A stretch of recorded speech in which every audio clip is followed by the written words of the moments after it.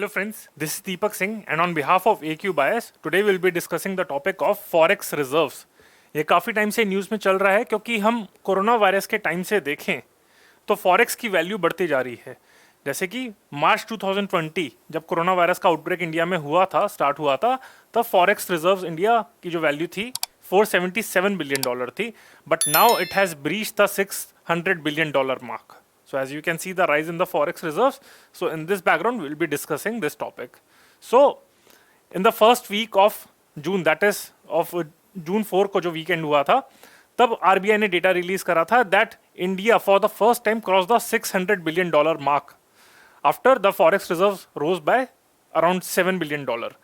So as of now, मतलब जो आपकी जून 4 तक का डेटा है जो RBI का है, तो उसमें $605 बिलियन का फॉरेक्स रिजर्व है. And the rise in forex reserve is due to a rise in the foreign currency assets, FCA. Foreign currency assets का राइज हुआ था, इसके चक्कर में टोटल फॉरेक्स की वैल्यू बढ़ी थी. Actually there are 4 components of forex reserves: foreign currency assets, फिर आपका गोल्ड हो गया, फिर आपका हो गया reserve currency special drawing rights in IMF and reserve tranche position. So these are the 4 components of forex. तो इसमें फॉरेन करेंसी एसेट्स में सबसे ज्यादा राइज हुआ था, इसी वजह से फॉरेक्स की वैल्यू बढ़ रही है. फिर गोल्ड आपका हो गया, SDR हो गया, special drawing rights, and reserve tranche position in IMF. So these are the 4 components. And FCA में सबसे ज्यादा आपका हाइक हुआ था, that's why it reached the $600 billion mark.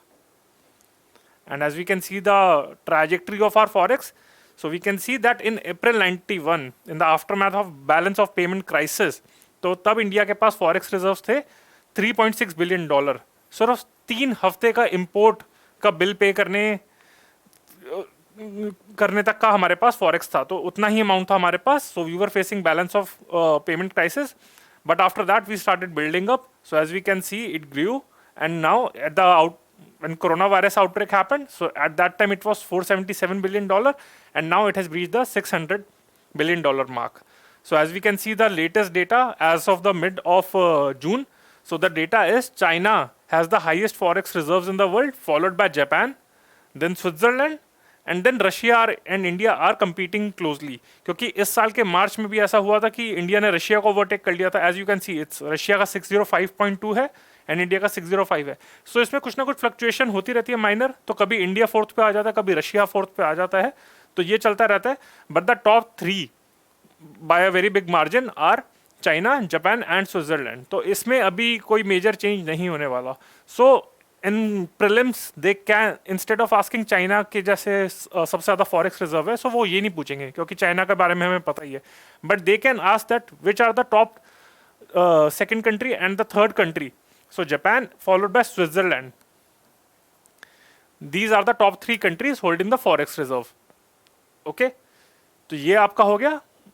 अब इसके कंटेक्स्ट में ये हमारा कंटेक्स्ट हो गया जो रीसेंट डेवलपमेंट्स है. अब हम पढ़ लेते हैं फॉरेक्स रिजर्व्स का ओवरव्यू. एक बार ये भी पढ़ लेते हैं कि वैसे what is the reason for the hike in the forex reserves. ये काफी सारे रीजंस के चक्कर में है. एक, India is one of the top countries that attracted FDI in the last financial year. ये एक ऑर्गेनाइजेशन है यूनाइटेड नेशन की, UNCTAD.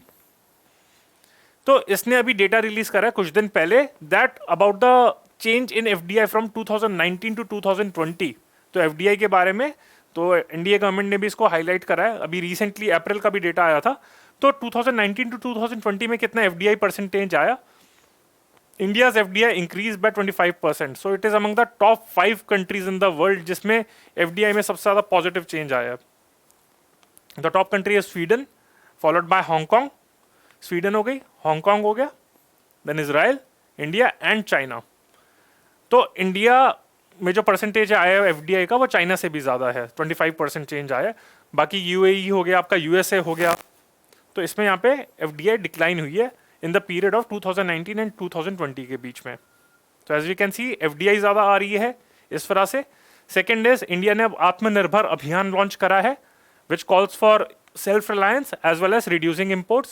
Then various schemes like duty exemption scheme, remission of duty or taxes on export products, RODTEP, and NIRVIC, Niryat Rin Vikas Yojana. These schemes were launched, so they have also ensured that India's forex reserves build up. So ये जो 3 reasons हैं, these are the 3 initiatives due to which during last 1 to 2 year forex reserves have increased in India. Okay, so ये हमारे reasons हो गए. Now let's discuss the topic of forex. And as I mention that कि China हमारे जो top 3 countries है, China, Japan and Switzerland. So these are the top 3 countries. Russia और India में वो ऊपर नीचे चलता रहता है among the forex reserve holders. So what are forex reserves? Foreign exchange reserves are also called as forex reserves or FX reserves. So instead of asking forex reserves, so they can ask you this: FX reserves or foreign exchange reserves. So all these mean the same. These are reserve assets held by a central bank, or India के case में RBI, in foreign currencies. So reserve assets held by RBI in foreign currencies are India's forex reserves. They are used to back liabilities on their own issued currency and support the exchange rate apart from setting monetary policy. तो ये इसका purpose होता है forex का, reserve hold करने का. और मैंने इंडिया के बारे में आपको बताया था कि what are the components of India's forex reserve. So इसके 4 कंपोनेंट्स हैं. The 4 components are foreign currency assets. These are maintained in currencies like in 5 currencies India maintain its forex reserves, foreign currency assets. That is US dollar, क्योंकि dollar काफी countries का है, so we have to be specific कौन सा dollar है. तो US dollar हो गया, फिर यूरो यूरोपियन यूनियन का, पाउंड स्टर्लिंग ये आपका यूके का हो गया, Australian dollar and yen of Japan. तो जापानीज येन हो गया आपका. तो ये जो 5 करेंसीज है, इंडिया उसमें अपना फॉरेन करेंसी एसेट्स होल्ड करता है. तो ये तो आपका फर्स्ट कंपोनेंट हो गया. एंड फर्स्ट कंपोनेंट में भी 5 करेंसीज में होल्ड करता है. सेकेंड आपका गोल्ड हो गया. In the lecture of hallmarking of gold I discussed that India net importer of gold है, क्योंकि इंडिया प्रोड्यूस बहुत कम करता है. एंड देन थर्ड इज आपका SDR, special drawing rights in IMF. This is the reserve currency of with IMF. ये third आपका हो गया. एंड फोर्थ इज आपका RTP, reserve tranche position in IMF. This is the reserve capital with IMF. So they can confuse you whether SDR is reserve currency or reserve capital with IMF. So SDR is reserve currency with IMF, RTP is reserve capital with IMF. ये हो गया. And these reserves are dominated in the US dollar, denominated in US dollar, which is regarded as like the global currency, normal exchange के लिए. And then India's forex is governed by RBI under RBI Act of 1934. So they can ask which organization, or instead they can ask under which act RBI holds the currency, maintains the forex reserve. Again US dollar को माना जाता है, ऐसा नहीं कि ये de facto आपकी international currency सबसे मानी जाती है, बट अगेन मतलब US डॉलर सबसे स्ट्रॉन्ग करेंसी मानी जाती है. और जो फॉरेक्स रिजर्व इंडिया अपने जो गवर्न करती है वो RBI एक्ट ऑफ 1934 के अंदर गवर्न करती है. ओके, सो ये है. And what determines the level of forex reserve? The level of forex reserves is outcome of RBI's intervention in the foreign exchange market. तो ये RBI डिसाइड करती है कि कितना फॉरेक्स रिजर्व होल्ड करेगी. And the 2 guiding principles of deciding the forex reserves are safety as well as maintaining liquidity. So these are the 2 guiding principles, ensuring safety and liquidity while deciding the amount of foreign exchange reserves. तो ये RBI decide करती है.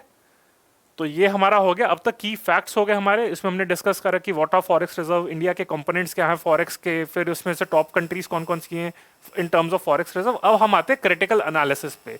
Again as I mention that here at AQ Bias I follow a 3C approach, and this is it has to be comprehensive. We will cover all the dimensions from prelims as well as from mains point of view. But apart from that, we will also provide the information in a very crisp, concise form, and it will be current oriented. So whatever current developments are there, we will be discussing that. So with this, we have covered the prelims aspect. Now I'll move to the analytical aspect. So it might appear that holding 600 billion of foreign reserves, so the India government is also keeps boasting about the figure that इतना forex reserve है, तो fundamentals of economy हमारे ठीक हैं. But the question is whether this much amount of forex reserve is actually important or not. So this is the key question. So let's debate. A question can be asked in mains that debate whether India should hold this amount of forex reserve or not. क्योंकि पिछले साल से ही आ रहा है, तो पिछले mains में तो I think नहीं आया था. In this means this kind of question can be asked. So you have to include all the points with special focus on the analysis. So let's focus on the analysis. That firstly, let's look at the first side of the coin. That is, what is the importance? Why are we increasing the forex reserve? ये तो हमने बता दिया कि क्या instruments, क्या initiatives के चक्कर में forex बढ़ रहा है. But again, like what is the importance of having a huge amount of forex reserve? Firstly, it is held for maintaining liquidity and allowed the RBI to absorb shocks in the situation where access to borrowing is curtailed और are very costly.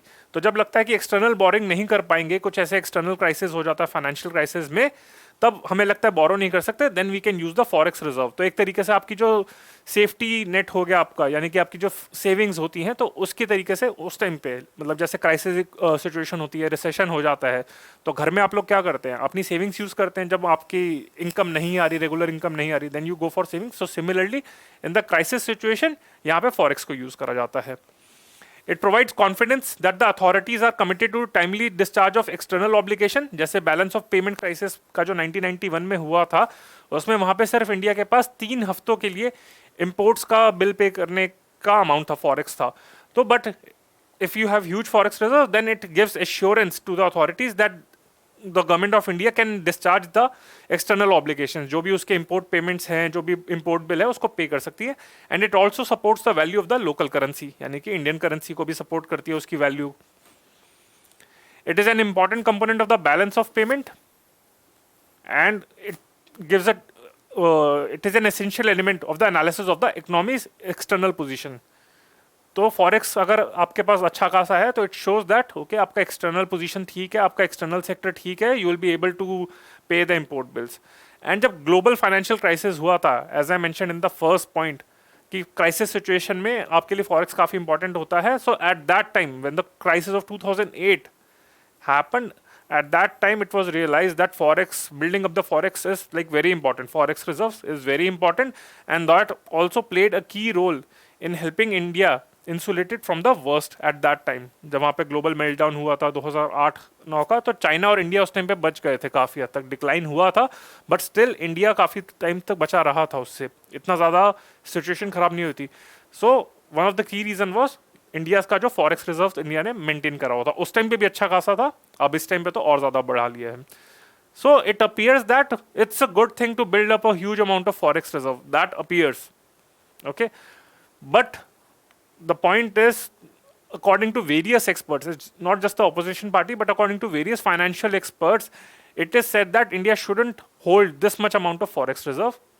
So in 2004-5, the predecessor of Niti Aayog, that is Planning Commission, it gave a proposal to cut down forex reserves। तो ये planning commission, यानी कि एक आपकी जो government body है, आपकी एग्जीक्यूटिव बॉडी थी आपकी, तो उसने, एक ऑफिशियल बॉडी ने, तो उन्होंने कहा था, एक रिपोर्ट सबमिट करी थी कि इतना फॉरेक्स रिजर्व होल्ड करने की जरूरत नहीं है। So what are the key concerns or what are the criticism according to experts? First is high opportunity cost। तो अभी हम लार्ज फॉरेक्स रिजर्व्स तो हम मेंटेन कर लेते हैं, बट ये कहा जाता है कि ये फंड अभी डॉर्मेंट पड़ा रहता है, इसका कोई ज़्यादा यूज़ तो होता नहीं है। तो जैसे $600 बिलियन का हमने फॉरेक्स हमारे पास है, तो ये कहा जाता है कि इसकी जगह अगर $200-300 का फॉरेक्स ही हम अगर होल्ड करें, और बाकी जो हमारा 200-300 बिलियन डॉलर आपका जो फॉरेक्स रिजर्व्स है, अभी इस टाइम पे $600 बिलियन का हमारा फॉरेक्स रिजर्व है ओके। अब ये कहा जाता है कि इस 600 की जगह अगर 300 ही मेंटेन करें, and rest of the $300 billion we can use for some other purposes, like infrastructure development हो गया, आपका सोशल सेक्टर के में जो फंडिंग की आपकी शॉर्टेज होती है, तो उस कंटेक्स्ट में that fund can be use. तो ये कहा जाता है it's a high opportunity cost. अगर हम इंफ्रास्ट्रक्चर में इन्वेस्ट करें इतने सारे फंड को, तो that will give us better return, higher return मिलेगा, और उसकी काफ़ी ज़्यादा इंप्लीकेशंस होंगी। तो वो ज़्यादा बेनिफिशियल रहेगा, instead of just piling up the forex just to show कि हमारी एक्सटर्नल पोजीशन स्ट्रांग है।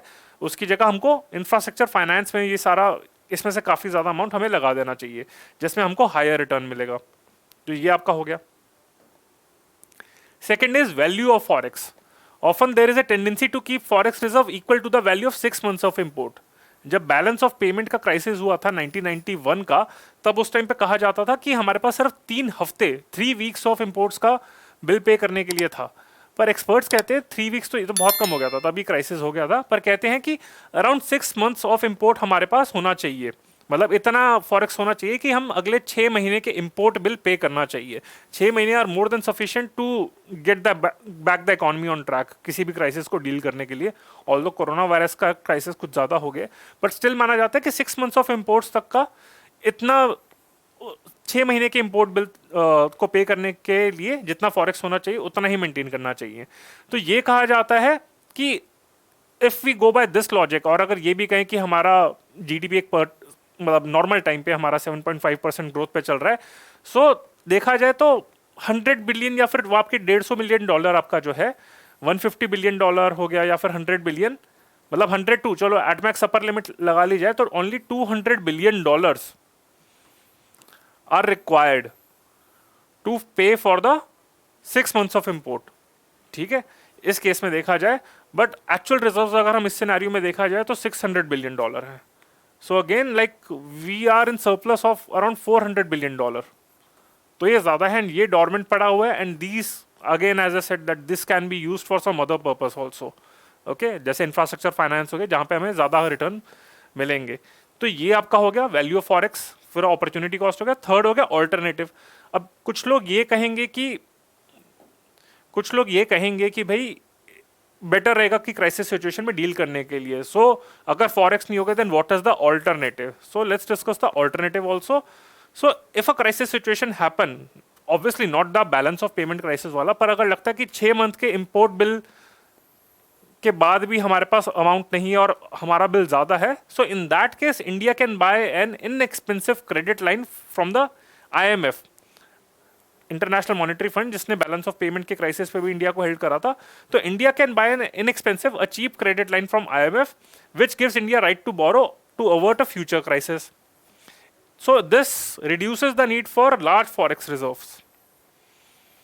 तो ये मतलब क्रेडिट लाइन ये हो गया कि IMF से वो एक मतलब चीप लेवल पे, मतलब कम इंटरेस्ट रेट पे एक लोन ले लें IMF से। सो फ्यूचर में अगर कभी भी कोई क्राइसिस होता है, so that credit line can be used by executed by India to deal with the crisis of balance of payment crisis, जो भी सिचुएशन आती है, या फिर इंडिया को अपने इंपोर्ट बिल पे करने के लिए डील कर सकता है। तो जब ये ऑलरेडी हमारे पास एक मैकेनिज्म है, so what is the need of having so much amount of forex reserve?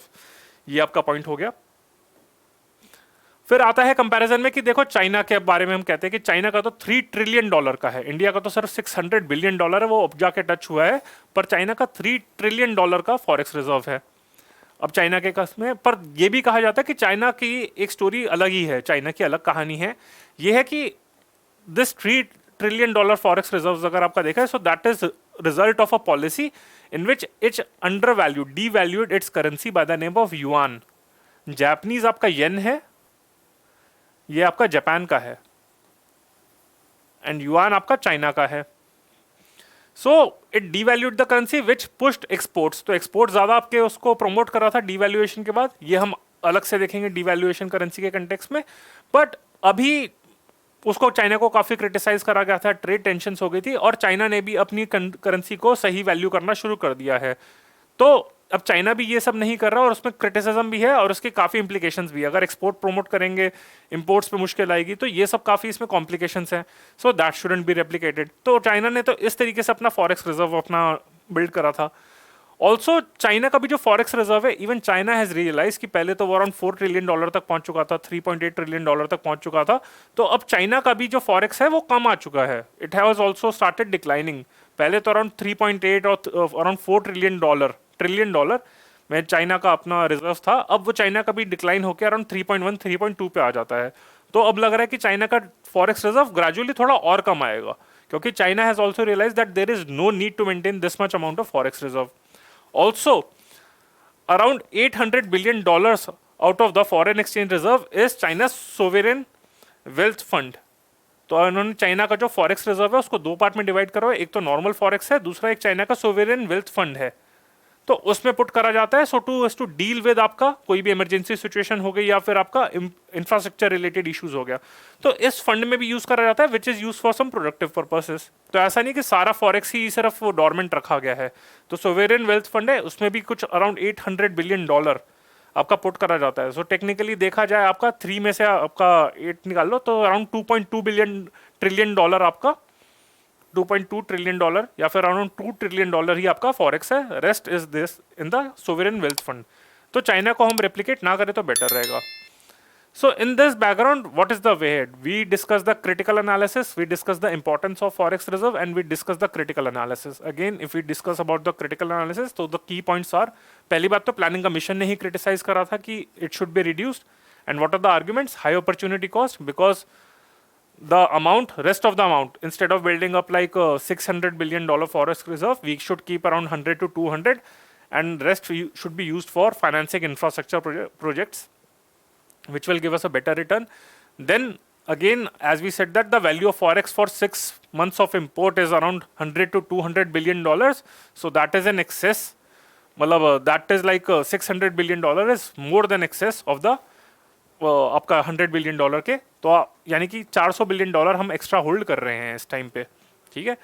Then we also have alternative, that is IMF से हम एक चीप क्रेडिट लाइन हम यानी कि चीप लोन एक ले सकते हैं लेस इंटरेस्ट रेट पे, which can be use to deal with the future crisis. तो फॉरेक्स रिजर्व इतना ज़्यादा होल्ड करने की जरूरत नहीं पड़ेगी. एंड देन अगर हमने चाइना का एग्जांपल देखें तो चाइना में भी पहली बात तो ये कि वो भी अपना फॉरेक्स रिजर्व कम कर रहा है. दूसरा ये चाइना ने भी अपना फॉरेक्स रिजर्व 2 पार्ट में डिवाइड करा हुआ है, and one of the part is आपका सोवरेन वेल्थ फंड में भी $800 billion, which is even more than the forex of India. And China ने जिस तरीके से अपना फॉरेक्स करा है, सो एथिकली एंड फाइनेंशियली भी देखा जाए in the long term that is not good. That is by devaluing its currency. तो इंडिया को डी वैल्यू नहीं करना चाहिए, वो हम इकोनॉमी में डिस्कस करेंगे. So in this background what is the way ahead? So forex should be maintained, but the recommendation is that forex can be divided into a large forex reserve into 2 parts. जो India का इतना बड़ा forex reserve है उसको 2 part में divide कर देना चाहिए. One part can be the standard foreign exchange reserve which are liquid and give a low return. तो नॉर्मल एक जो आपका फॉरेक्स है जो ऑलरेडी इस टाइम पे पड़ा रहता है उसी पार्ट में, and the other part can be a sovereign wealth fund जैसे चाइना ने एग्जीक्यूट करा हुआ है, which is relatively liquid and gives a higher return.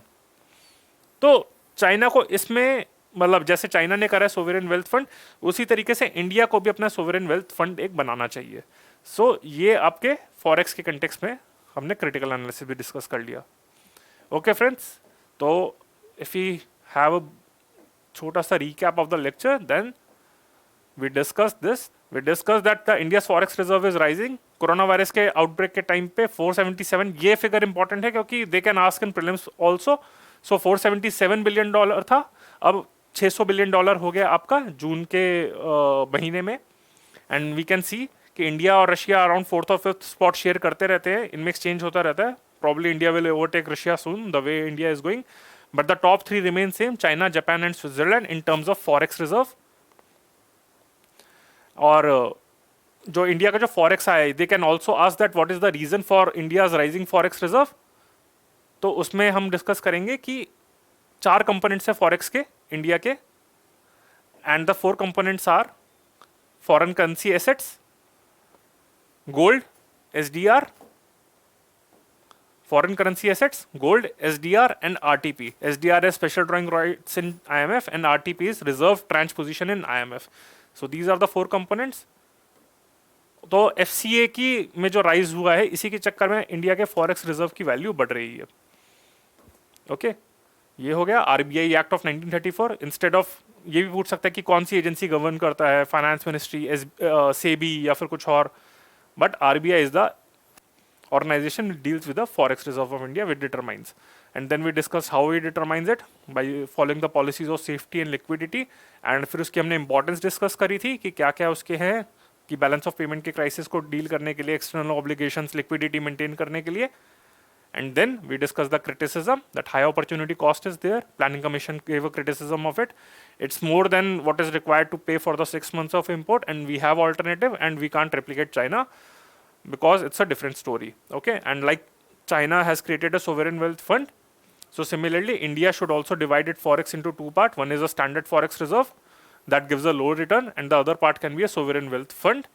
तो 600 बिलियन में से लगा लो 200 बिलियन, $300 बिलियन आपका एक सोवरेन वेल्थ फंड में डाल सकते हैं, which is very much liquid, illiquid. मतलब ये एक तरीके से जैसे आपका होता है ना कि फिक्स डिपॉजिट होता है, वो आपका काफ़ी उसमें लिक्विडिटी नहीं होती, वो थोड़े टाइम के लिए फंस जाता है, अटक जाता है कि उसमें एकदम से आपको उसको निकाल नहीं सकते, and which gives a higher return. तो जैसे फिक्स डिपॉजिट पे आपका सेविंग रेट के कंटेक्स में आपका ज़्यादा हायर इंटरेस्ट मिलता है, सिमिलरली सोवरेन वेल्थ फंड कर सकते हैं जिसमें लिक्विडिटी कम है पर रिटर्न काफ़ी ज़्यादा हाई होते हैं उसमें. सो this is the background and this is the critical analysis of forex reserve. Okay friends, so as I mentioned that I covered this topic in a 3C approach. It was covered in a comprehensive manner but yet in a concise way, बहुत briefly हमने discuss करा and current developments के साथ. So with this I end my lecture, and before ending my lecture I just want to make an important announcement that on 7th of July, AQ Bias is launching a foundation batch, and in this 800 hours of classes will be provided for prelims as well as mains general studies, and out of this 80 hours of current affairs will be provided. Apart from this foundation batch, we are also launching optional subjects of history, geography, polity, sociology, and public administration. So kindly, and if you have any query, then you can always reach us at these numbers, and this is our address.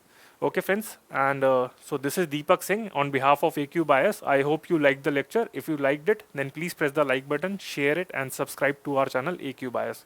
And if you have any query related to this topic or anything related to your preparation, you can always reach to me and my team members at these numbers. Okay, friends, bye.